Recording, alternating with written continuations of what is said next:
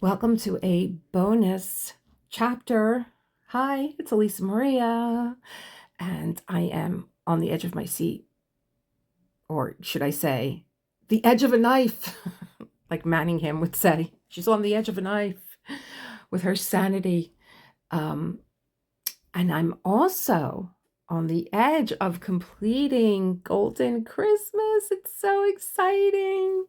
I could get it done. I did a lot of diamond painting last night. After I put Golden Christmas away, I went and took out Visions of the Past. And I have to tell you, being on top of a canvas, and I know that I'm doing a lot of confetti, and then I'm so excited to get up, hang up my canvas, and then look at it and be like, oh my God, like that's what I just created. But back to our story, back to our story. But before we begin chapter 15, there were some notes that I had from 13 and 14, and I was running out of time. Let's just take a second to talk about some fascinating things that Patrick Hamilton does in chapter 13 and 14. And someone said to me, Elisa, you're reading this book, you're not just reading it, you're really like teaching the way any teacher would teach writing a suspense novel. So there's a classic technique in suspense storytelling, often called the outside witness. For the first half of the story, so I'll explain this a little bit, the audience were entirely trapped inside the victim's perspective. And in Gaslight, the victim is Bella. Up until this point, everything that we've experienced in this story is filtered through her perspective, her confusion, her fear. And it's just so heartbreaking when you see, um, you know, Bella had a really strong constitution, right? She relied on the Greek mythology of the gods and the goddesses, and anything that was going on in her life, she related to some god or goddess. But we see Bella doubting herself. We see Bella being manipulated. Bella's hearing noises in the house. Bella is being told that she is forgetful. Bella wondering if she actually may be losing her mind. And because we are all trapped inside Bella's perspective, the reader, the listener, cannot be completely sure what is real. And that uncertainty is intentional. It places the audience, and this was a play, so it places the audience in Bella's psychological cage, or as I pointed out yesterday, with Kerberos being used as a way to control Bella, and Kerberos being the guard dog of the underworld, Bella's psychological cage, or, the underworld of this house. But then something very important happens in chapter 13. This is where the turning point comes in. Hamilton changes the camera. I could just imagine this in the play, because you know how plays are if you've ever been to a play. It's a one set scene up until this point. But now the scene changes. For the first time, we step outside the house in like so many different ways too. I don't think we ever really realize that Nancy is going out. Like we do, but we never see her outside world either. So for the first time, we step outside the house and we meet a character who is not under Manningham's influence. And that character is Albert Booker, the young gentleman that is the observer and the listener. He gathers information. And most importantly, when he relays this information to Ruff begins to believe that Bella might not be Dottie, as they say. And it's that one line. Oh, Nancy says that she thinks that she hears noises upstairs. And then that's the shift right there. And I love that Booker is in the dark, because we're all in the dark. Who is this Booker character? Who is this guy with the bowler hat? following Bella around, watching Nancy. That moment changes everything. So structurally, chapter 13 becomes a turning point in the story.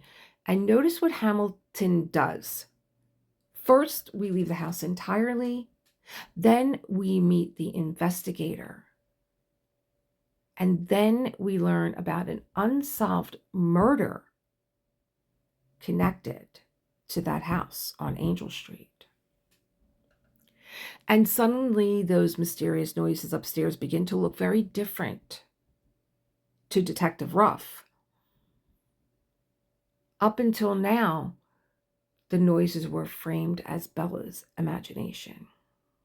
But now, they may be connected to a crime. That shift is incredibly powerful. I have to tell you, I had knots in my stomach. I don't read ahead. I did in the beginning because I wanted to make sure, and I don't know how well of a job I did, getting the names of all the Greek gods and goddesses correctly. So that shift is incredibly powerful because for the first time, the audience begins questioning. Manningham, maybe? Nancy? Elizabeth? Instead of Bella. And this is actually the turning of the camera. Is exactly a classic suspense formula that is used in many mysteries. If you read Sherlock Holmes stories, Watson often serves this role of the outside observer. In Rebecca, the truth of what is really going on between Maxim, Rebecca begins to surface halfway through, even though we have a narrator, she doesn't know what's going on. She's too young and naive. And we have I can't remember her name. Oh gosh, Mrs. Rebecca's companion. She's another observer. The staff is an observer, but nobody really knows what is going on. Again, it happens when we're taken out of the house, right? Don't we go to London? Don't we go to London to see the doctor? I don't want to give too much of the story away unless some of you are also listening to Rebecca. In The Woman in White, there's an investigator. These are all suspense novels that slowly begins to piece together what happened.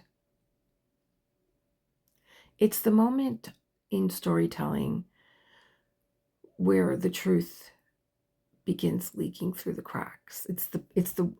You get to that point where you just want to like keep turning the pages, like, come on, where are we? Come on. When is this going to start to reveal itself? And this is a short book. This is 19 chapters. They're very short chapters. They're all about 5 pages. I'm trying to see, like, maybe about 220 pages in the entire book. But I love the way Hamilton and also Drummond, I'm giving Hamilton the credit because he wrote the play, but Drummond wrote the novel. Hamilton does something brilliant in the way. And let me just say, if you're looking for Gaslight was free on YouTube. Angel Street is still free. You might find it under Gaslight, though, because people don't know the name Angel Street. They don't realize that Gaslight was originally a play. But you will find Angel Street. Let me see. It had to be done a few years before Hitchcock again got his hands on this. Angel Street. I don't recognize any of the actors, but the Angel Street, I would say that Drummond did a really good job of novelizing this book. He threw a couple things in for his own hand, and he says that in the beginning of the book. But Angel Street is following this book extremely closely. So, but I would say that it opens with a spoiler. So I wouldn't watch it until after you read the book is done. So I like the way Hamilton escalates the tension. You know, the psychological pressure builds step by step. And for me, it felt like a vice. My throat was closing. It moves from the breakfast table, the letter. Then he moves into escalating it even further with the Nancy witnessing the humiliation, and then He uses the letter, the scripture. Then here it comes, the accusation. And we just keep building to the fob, to the watch, to the locked doors, And then finally, I wouldn't say finally yet. Well, maybe because he threatens her with the dog. And then finally the doctor. And each moment, my stomach is actually starting to hurt right now, increases Bella's sense, even when she has those little pockets of courage. And she slaps him back with some sarcasm. You're just like, I keep getting, I keep remembering my husband saying, 3D chess versus checkers.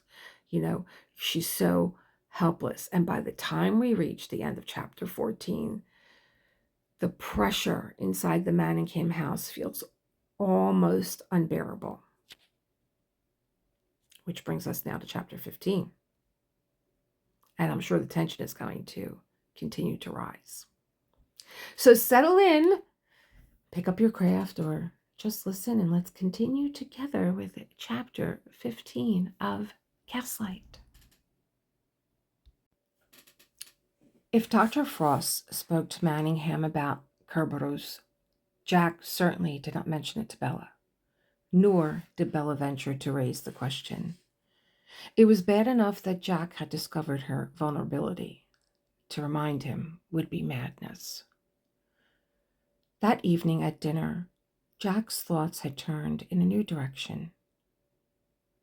Dr. Frost has prescribed for you more excursions abroad, he said. So for tomorrow evening, I have taken stalls for Dorothy at the Prince of Wales Theatre. We shall dine first at the East Rooms of the Criterion Restaurant. I have reserved a table. I hope that you will look your best. This is a surprise. Not the less pleasant, I trust, for being so. Will we have company? Bella did not credit her husband with accepting the doctor's suggestion merely because it had been made. He seldom acted without least one selfish motive. Have you invited your important American from Brown's Hotel? Who? He seemed to have forgotten the existence of the gentleman from New Orleans whom it had been so urgent for him to meet. No, this is just a jaunt for you and I. The prospect of such an excursion, undertaken not for pleasure, but as a forced therapy, depressed her. What should I wear? She asked. I have nothing suitable. Your black evening gown and your cameo brooch. You know how well they set one another off. Come, my dear, I expect more enthusiasm. Not very flattering to your husband, when at considerable expense, to say nothing of the sacrifice of an evening. If it were less of a sacrifice on your part, Bella said, I should find it more of an enjoyment on mine. Why don't you take someone whose company would give you pleasure? I should appreciate a quiet evening at home. He wiped his lips and folded his napkin. Dr. Frost would be disappointed to hear you speak like that. He stood up. As for me, I would hate to have to repeat a well-meant invitation in the form of a command. So I must ask you, will you accept the excursion in the spirit in which it was proffered? She inserted her napkin in its ring and rose. I do not see what else I can do. One thing I might suggest, Manningham said. Take your medicine as prescribed. On the bottle, you will observe 3 times a day after meals. Bella shook the bottle and poured out a dessert spoonful. Its taste was bitter, different from Dr. Frost's earlier mixture, but equally unpleasant. She shuddered. It's horrible. Most medicine is, Jack observed. It would not be good for you otherwise. They went upstairs to the drawing room to take coffee and pursued a desultory conversation about the light opera Dorothy, and the haute cuisine of the east rooms until suddenly Mr. Manningham looked up at the wall behind Bella. What the deuce? Bella turned and saw on the wall a bright patch of paper, about 18 inches by 12, where usually hung a watercolor of the Bridge of Sighs. Where can that picture have gone? Do you know, Bella? She felt herself blushing. No, of course I do not. Then perhaps you would call a servant? She went and pulled the bell. Her heart beat more quickly. It was beginning again. Another of these scenes produced by or productive of her disease.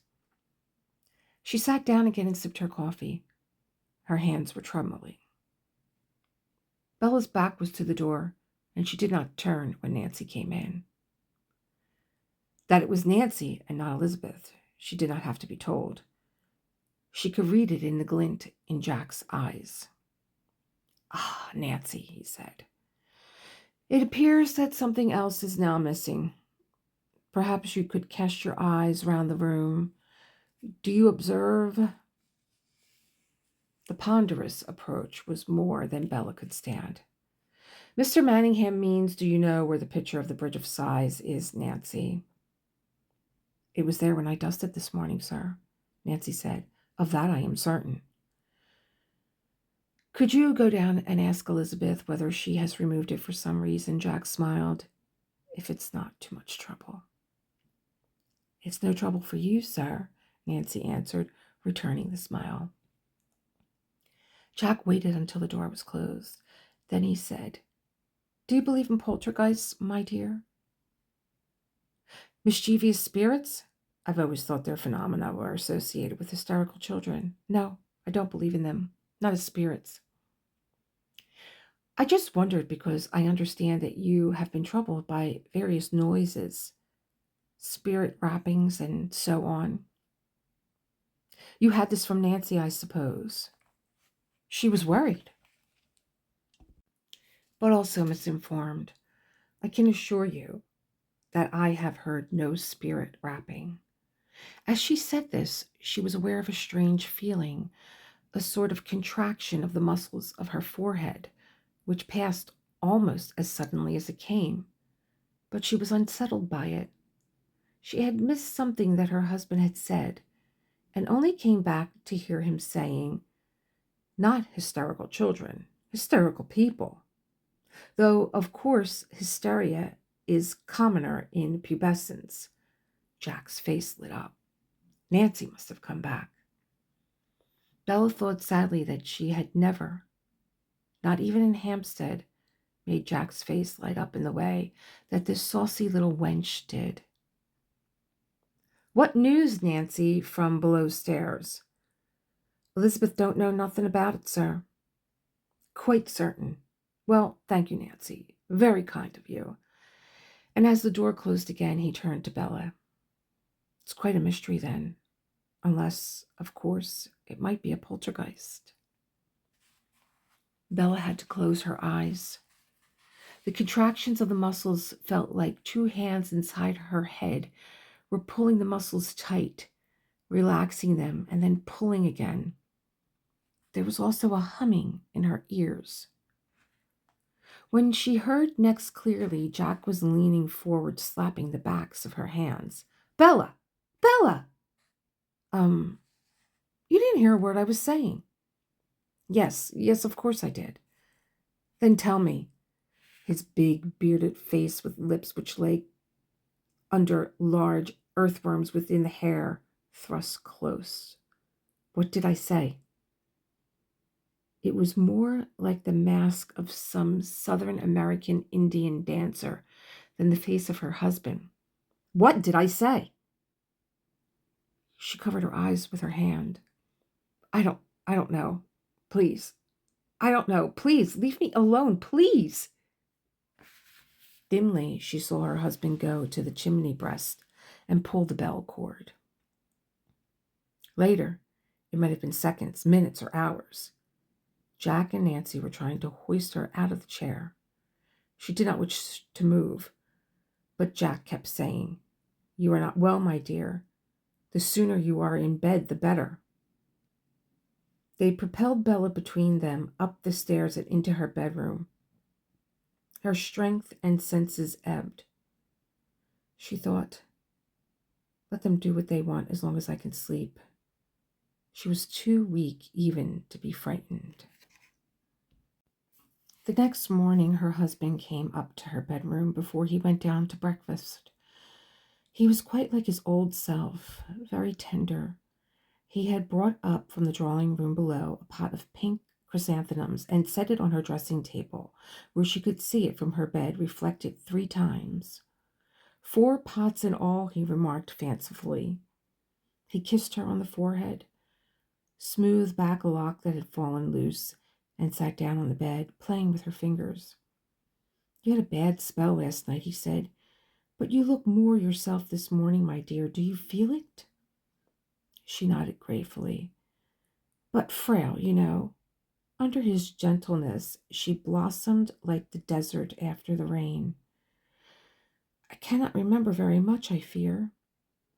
"You do remember the picture missing from the wall, though?" She nodded. "I think that I have found the explanation. The picture was between the cupboard and the wall." Bella was puzzled, but she wanted above all the continuation of this long-lost affection. She looked at the black hairs marching in columns down the back of his fingers. "Amnesia," he said, "the loss of memory. There must be lapses." He bent forward towards her. He was still a very handsome man. Her concentration on his coarsening had been unfair. In the years of their marriage, she had aged faster than he. "I am not sure that I understand," she said. "Last night I saw it for myself. I've been so busy I haven't devoted to my wife the time I should, and I realize that now. But the watch, the painting, the accounts, and all the other little things." "What things?" "Oh, silly things," he said. "I have not mentioned them just because I did not want to distress you." He held up his hand. "Yes, I know that I have appeared intolerant, but to look for one's keys or rings or pencils, even one's handkerchiefs, and then to find them in the bottom of your sewing box. I can't believe it." He squeezed her hands affectionately. "When they were in the bottom of your sewing box, it was easy enough to extricate them. Why make a fuss when you became so distressed at the slightest thing? Especially when at other times I recognize that I have been perhaps immoderately short-tempered." "You must not say that, Jack," Bella said. "I fear that more often it is I who have deliberately provoked and said wounding things. I know it. But then I was so unhappy." She smiled at him. "But I am not now, darling. I am sorry." "So am I sorry, too. I did not appreciate how ill you were.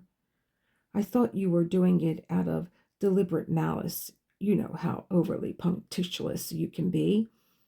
A place for everything, everything in its place. But this is not malice. It's a terrible frailty. I see that now.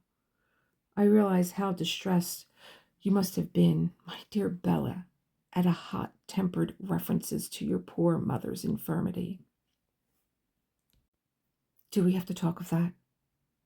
"Only," he said as he heard Nancy put down the breakfast tray outside the door. "Don't forget that Mrs. Jamison could give you chapter and verse about the sins of the fathers being visited on the children." He kissed the backs of both her hands and went to the door. "And here is Nancy, looking brighter than the morning," which, indeed, would not be difficult since it's raining cats and dogs. "And she's bearing a breakfast fit for a goddess. That is, if the goddess can eat breakfast." Bella smiled in a trifle wanly. It was the first time that Jack had wooed her since he bent over and felt the baby stirring inside her. "Remember," he said, Tonight we take dinner at the East Rooms. Bisque de Crouvet, tour Udo à la Bernay, and Baume Praline. You must take the morning easy. Bella felt so weak that this rally sounded to her like a threat. When she saw the medicine bottle on the breakfast tray, it even looked like one. Nancy made as if to remain with her while she ate breakfast. Bella seemed to detect in the girl a further change. Nancy did not immediately leave when told there was no need for her to wait. Hitherto, Jack's authority had, of course, always been supreme as master of the house when he was present. But alone, Bella had expected that her orders would be implicitly obeyed. A change had started with the banishment of Kerberos, which could not be countermanded in Jack's absence. Its extension was subtly shown when Nancy came to collect the tray. "You haven't taken your medicine, madam," Nancy said. "I don't think I will," Bella answered. "I think it was that which made me feel so strange last evening." "Oh, but you must, madam," Nancy said, taking the bottle and shaking it well before filling the dessert spoon. "I don't want it, thank you, Nancy." Bella concentrated in her voice and look all the authority she could muster. But Nancy was not deterred.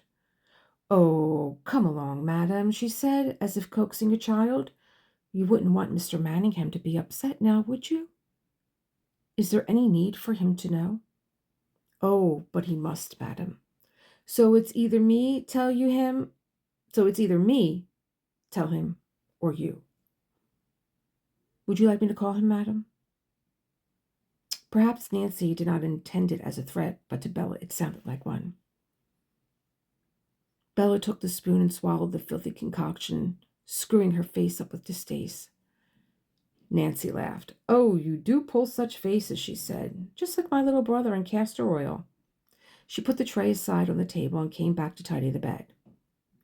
"And now we'll tuck you up real cozy so you can have a good snooze and wake up fresh for tonight."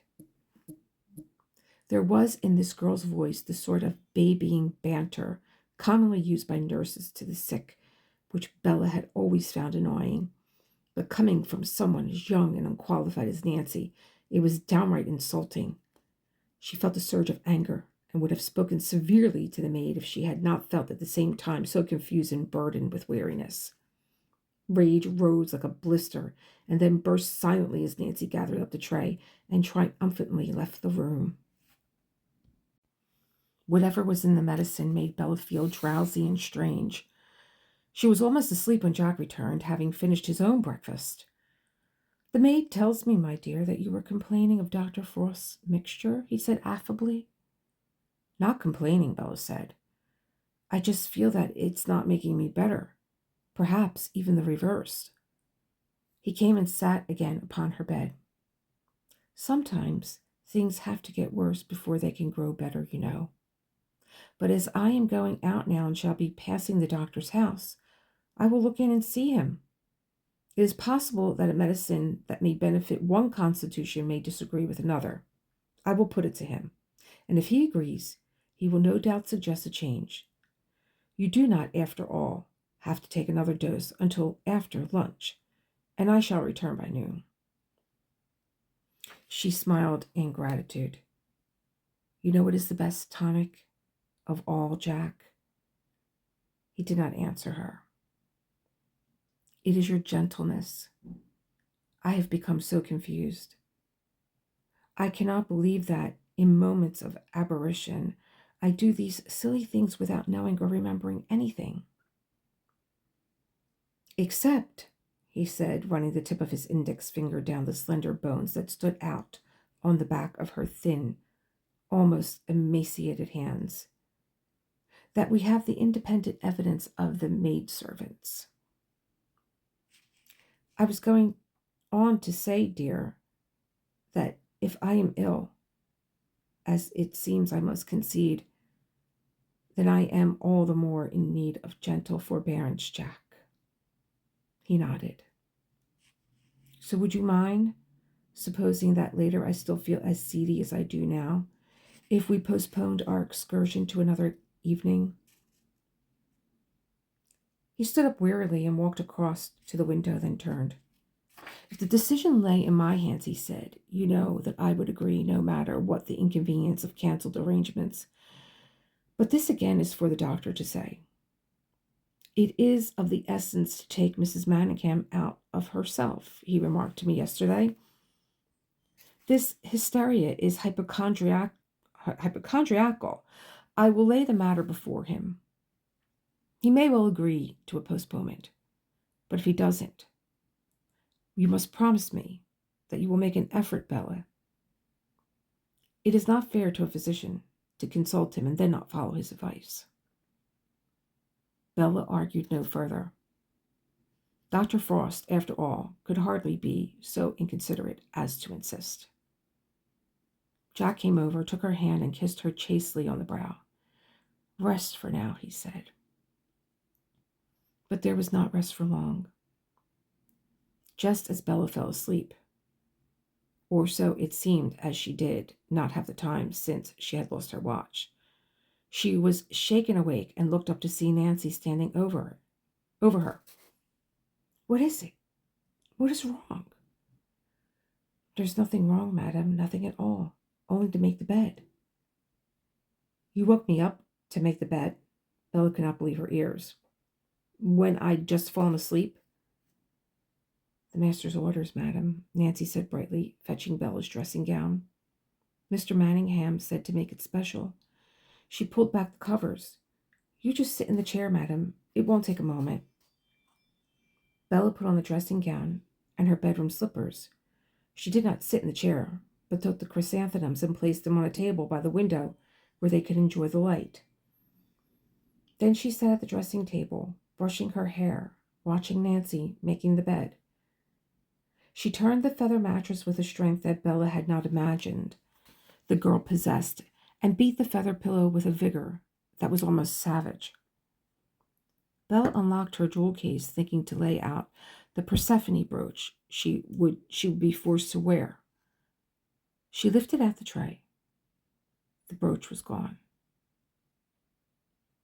Her first reaction was a terrible fear of what Jack would say to her, do to her. Chapter. Okay, everybody take a deep breath and exhale. I not only love the literature, I love the structure of the storytelling, and I love the psychology of the story and the characters. So let's recap briefly, and then I'm going to get into a little bit of the structure of the story of this chapter. We saw chapter 15 deepen the psychological trap that Bella is living in, and we begin to see how carefully Manningham controls every part of her world. At the beginning of the chapter, we learned that Dr. Frost has spoken to Manningham, but Bella says, I'm not going to bring it up because she realizes that something very personal about her, the fear of Kerberos, has now been revealed to Jack. She knows that he knows that this is her vulnerability, and that alone is adding more to the fear. It makes her more cautious. She understands that the fear is now a vulnerability he can use against her. Manningham suddenly shifts his behavior. He becomes more affectionate, gentle, almost charming. He tells Bella the doctor has prescribed excursions, and he has made arrangements for them to attend a play and dine out together. Bella, of course, is cautious and hesitant. She would rather stay quietly at home, let him go and take someone whose company he would enjoy. But she agrees to go. She asks him what she should wear, and he reminds her to wear, of course, the brooch. But we all know what's going to happen, right?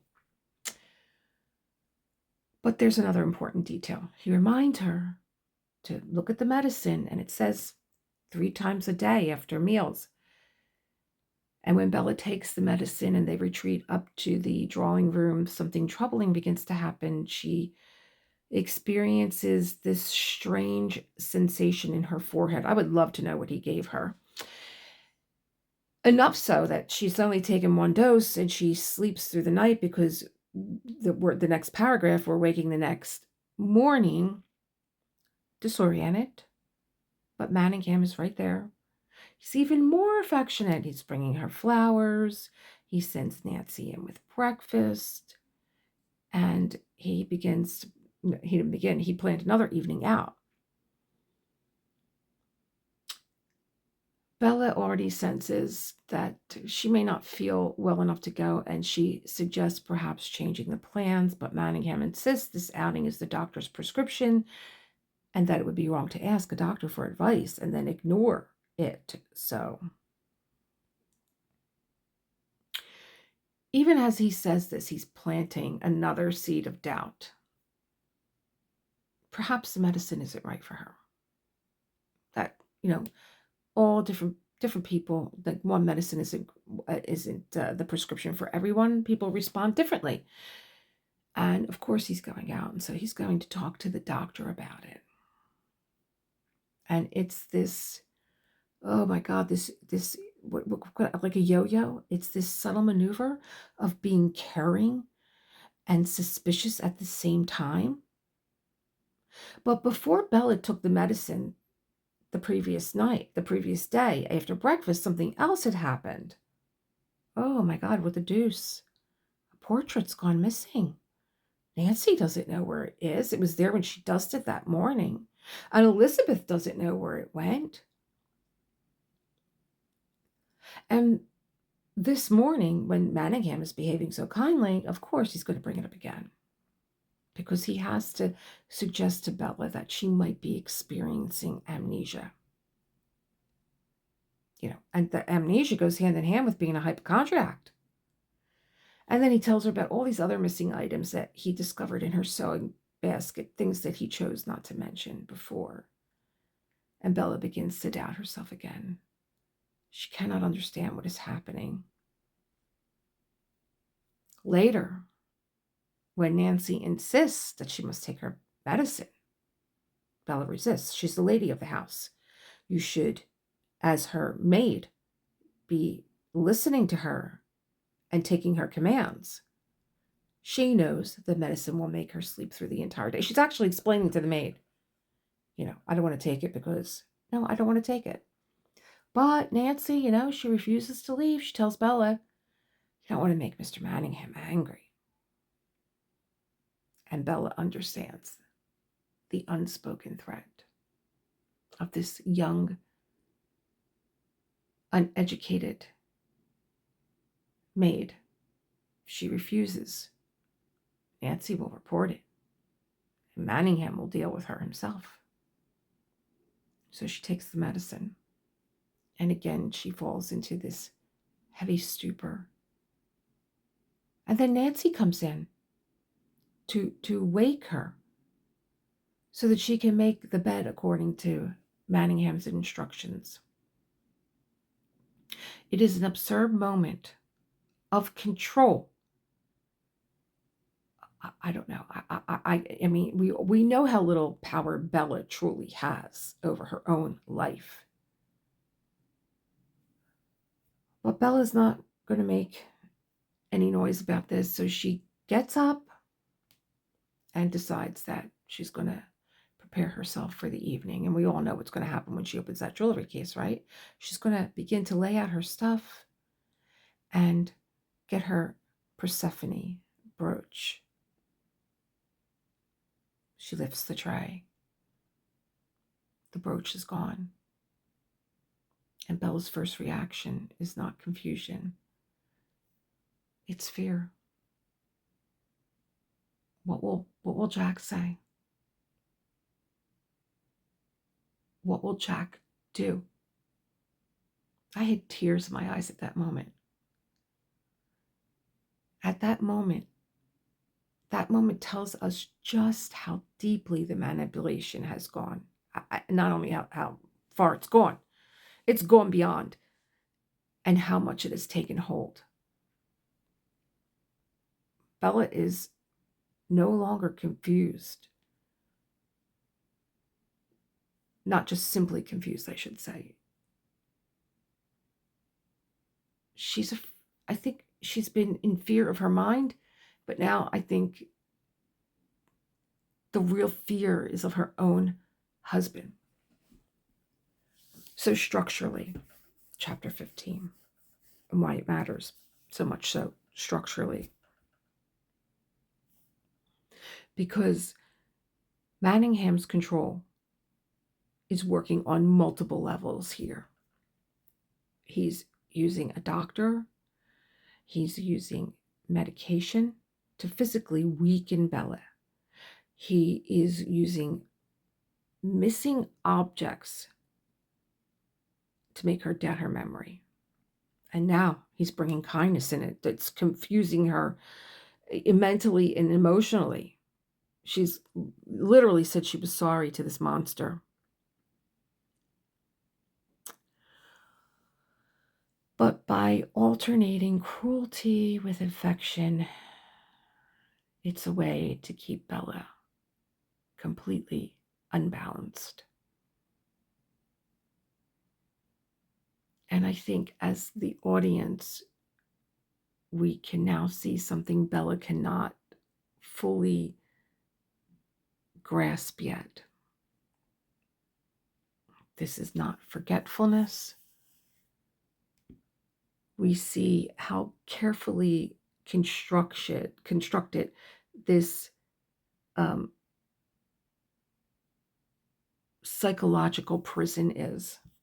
It is a carefully constructed psychological prison. I like the thought of it being an underworld. I never let go of that, thinking of Kerberos and what his name means, the guardian of the underworld. No one gets in, no one gets out. It's like a compound, right? The dead don't leave, and Bella is slowly dying. She's slowly dying. She is. Didn't he even say when he took her hands, like her hands were emaciated. Oh my gosh, I have the tightening in my stomach. I think that this is one of the reasons that Gaslight has become such a famous psychological thriller to this day. I mean, it's still part of our vernacular.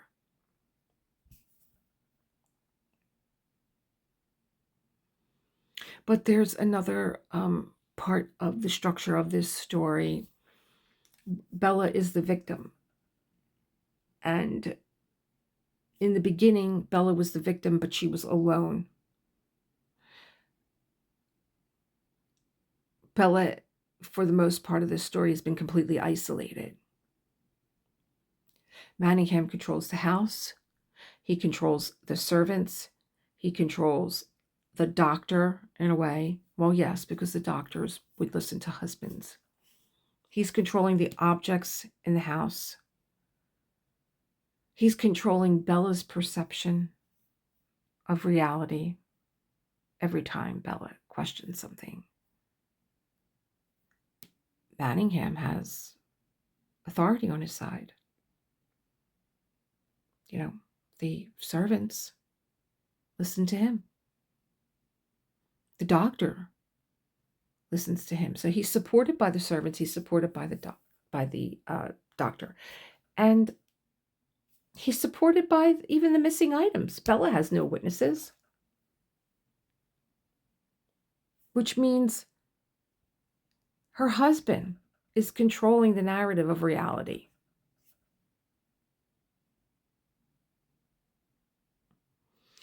But there was also in the previous chapter, I believe that there's been, even though Manningham is not aware of it, there's a shift of balance, because we have Albert Booker coming in, I think on chapter 13. Yeah. Booker is not yet inside the house. He's watching from outside. And we went through this a little bit. I can't remember where. This is the investigator phase where the detective is gathering information before confronting the villain.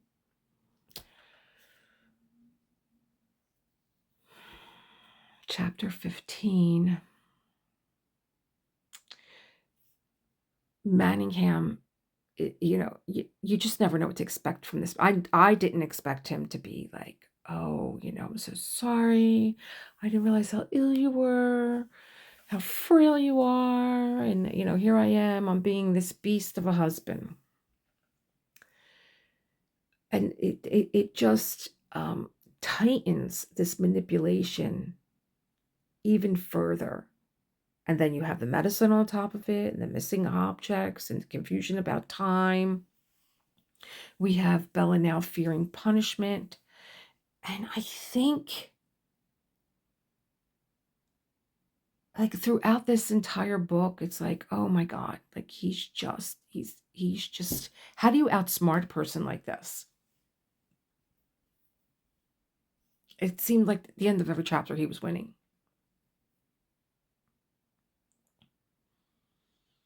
And I think that Patrick Hamilton, is playing this to the extent of giving Manningham enough rope to hang himself. I think he's going to allow him to really overplay his hand. And that's the great suspense of stories, psychological thrillers. The villain believes that his plan is working out perfectly, but at the same time, someone else is quietly watching. And I can't wait for Bella to have that hero step in. I think that, well, of course it will. Of course it will.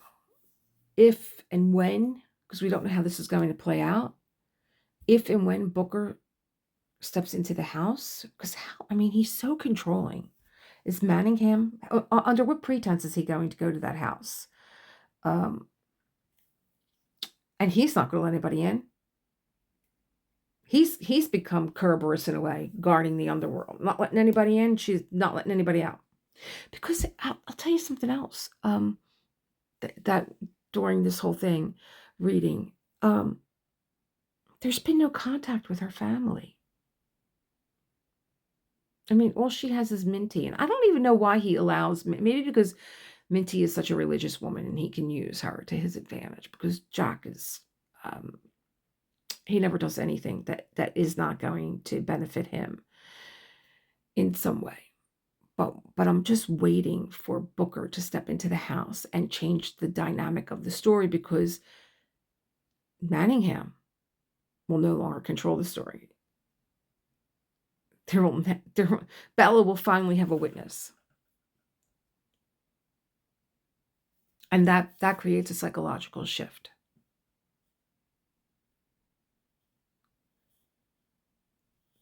The question has always been, is Bella losing her mind? But there was a murder in the house. Ruff wants the house watched.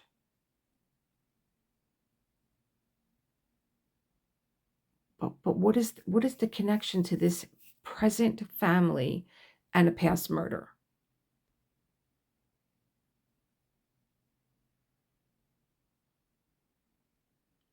I don't know. The noise is upstairs.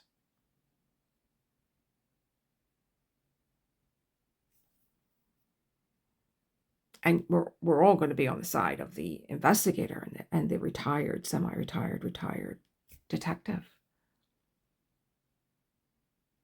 I think that this is what makes Gaslight so brilliant. He's not just writing a psychological thriller or a mystery. He's showing us how psychological control works. Isolate the victim. We've seen this time and time again. I'd hate to even bring, up real stories, but look at this young Gabby Petito, how she went on the road with this guy, how he isolated her, how he took her friends away from her, how he controlled her environment. He controlled the narrative. Every time she was trying to write a story, she wanted to have a vlog, how he was destroying her confidence. All of this goes on in Gaslight. The victim is isolated, the environment is controlled, the narrative is controlled, Bella's confidence is being destroyed. But the moment an outside observer appears, manipulation begins to collapse because manipulation depends on secrecy. And unfortunately, in the case of Gabby Petito, she had a friend. The friend saw right through him. But if you're not going to listen, or even listen to your own instincts as a woman, unfortunately, and it's so heartbreaking.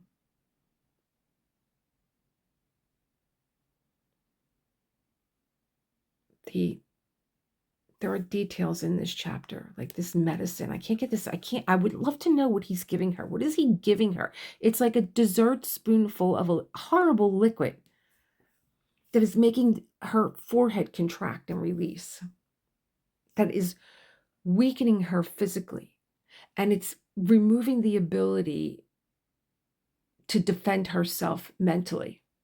And while Bella is asleep, I mean, what the hell is he doing? What is he doing? Is he throwing up? He could throw a party in there. She wouldn't know. She's out. She's so out of it. What is he doing besides moving objects and hide? What is the purpose yet of drugging your wife when you control everything? No one would even question no one does question your comings and goings. But why is it so important to manipulate your wife in this way? That's what we want to get to.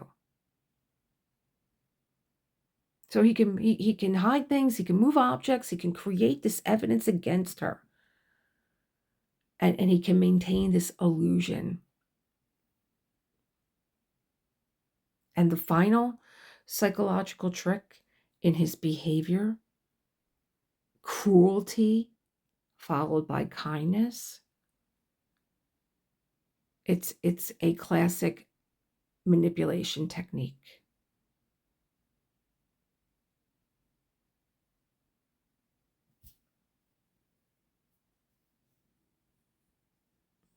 I don't know what it's called in psychology. When kindness appears unpredictably, the victim begins hoping that kindness will return. It keeps Bella emotionally attached, even when she's being controlled.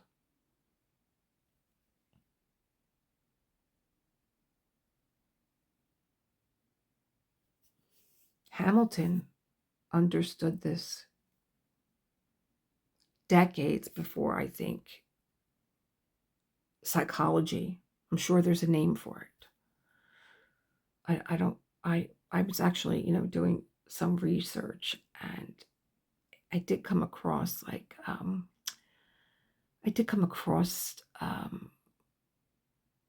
something, but I never heard of it before. Then again, why would I?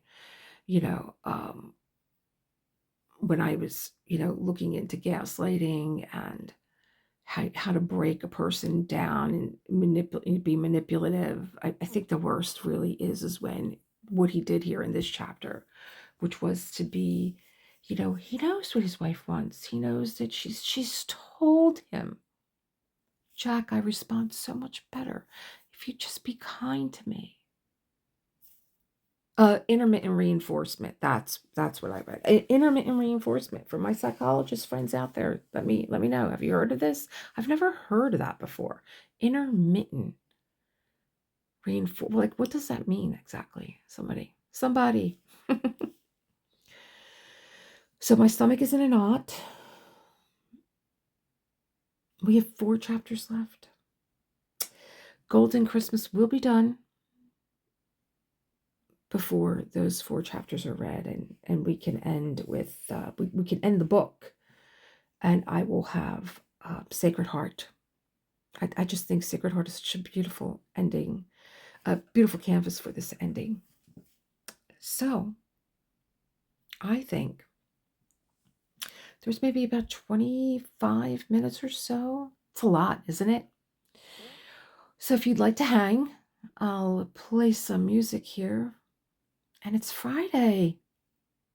TGIF. Have a great weekend.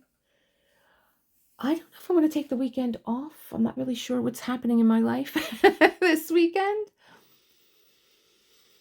But I do have a couple of things yet to unbox. So I bid you an adieu. Thank you for hanging. And enjoy this quiet music and diamond painting session or quiet time that you have carved out for yourself. And I will see you, as always, in the next one. Bye.